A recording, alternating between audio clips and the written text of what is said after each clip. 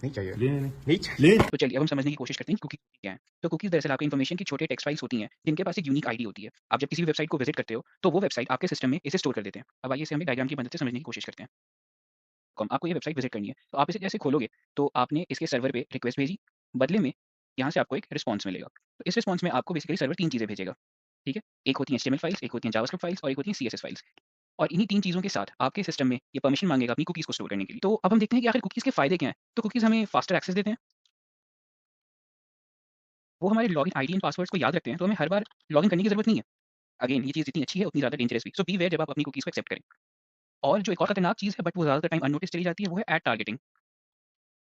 Add targeting basically होता है कि जब आपने मान लीजिए शॉपहेयर पे एक बेल्ट देखी, देन अगेन आपने आपने शॉपहेयर को क्लोज़ कर दिया, आपने कोई परचेज़ नहीं किया। But the next time you will open Shophere आप देखेंगे कि आपको सिर्फ बेल्ट के सजेशंस आ रहे हैं टॉप में। इसलिए क्योंकि बेल्ट से रिलेटेड कुकीज़ आपके सिस्टम में शॉपहेयर ने स्टोर कर दिया। So every time the website will load, वो आपको बेल्ट के सजेशंस पहले दिखाएगा।